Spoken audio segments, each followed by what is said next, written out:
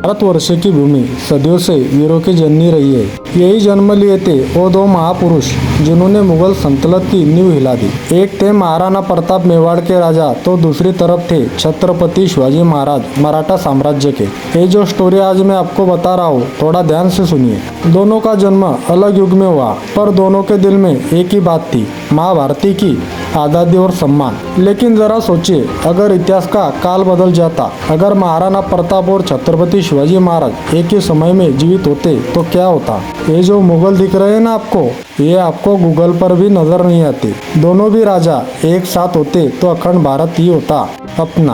पहले बात करते हैं महाराणा प्रताप की। उनका जन्म 1540 में मेवाड़ के कुंभलगढ़ दुर्ग में हुआ। उनके पिता महाराणा उदय सिंह और माता जयवंताबाई थी। महाराणा प्रताप ने बचपन से ही युद्ध कला सीखी। कहते हैं कि वो 7 फीट लंबे थे और उनका वजन करीब 110 किलो था। उनका कवच 72 किलो का और भाला 80 किलो का था। यहाँ तक कि उनका प्रिय अश्वचेतक युद्ध में लड़ता हुआ प्रतीक होता है। अब आते हैं छत्रपति शिवाजी महाराज पर। उनका जन्म 1630 में शिवनेरी किले में हुआ।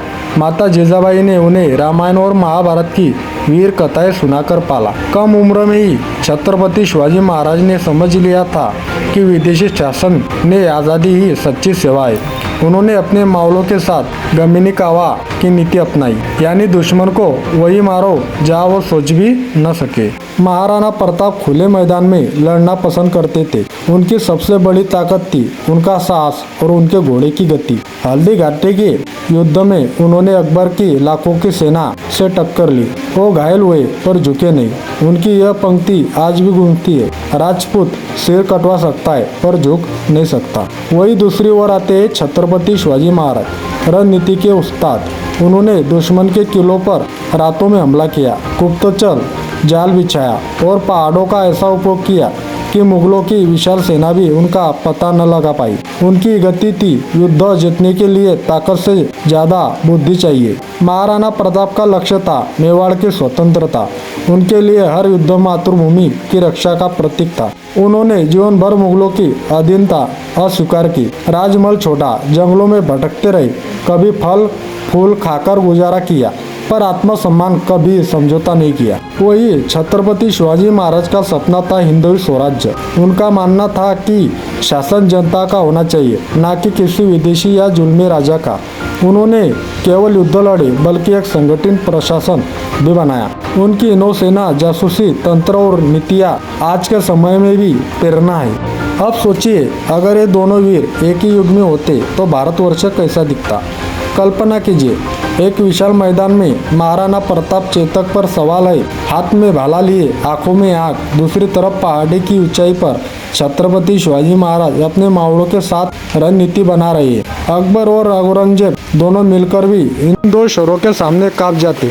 महाराणा प्रताप खुला युद्ध छेड़ाते, छत्रपति शिवाजी महाराज अपने रणनीति से दुश्मन के रास्ते बंद कर देते। एक तरफ चेतक की दहाड़, दूसरी तरफ मावलों की हर हर महादेव की गूंज। धरती कांप उठी, आसमान गरज उठा। दोनों का उद्देश्य एक ही था, मातृभूमि की रक्षा और स्वतंत्रता। अगर ये दोनों वीर एक दूसरे के साथ होती तो इतिहास कुछ और ही होता। भारत एकजुट होकर मुगलों को बहुत पहले हरा देती।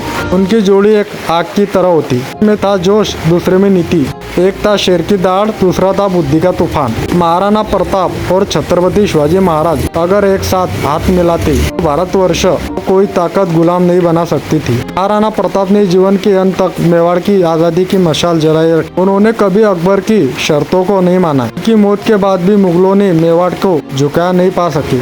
वही छत्रपति शिवाजी महाराज ने अपने स्वराज्य की नींव इतनी मजबूत रखी कि उनके बाद भी मराठा साम्राज्य बढ़ता गया। के बेटे संभाजी महाराज और मराठा सरदारों ने पूरे भारत में मुगलों की जड़ें हिला दी। दोनों ही वीर इतिहास के दो युगों के प्रतीक है। एक ने दिखाया कि सम्मान के लिए कुछ कुर्बान किया जा सकता है, दूसरे ने सिखाया कि बुद्धि और रणनीति से भी साम्राज्य बनाए जाते हैं। महाराणा प्रताप और छत्रपति शिवाजी महाराज दो अलग दिशाओं के सूरज, और दोनों ने ही एक ही आसमान को रोशन किया।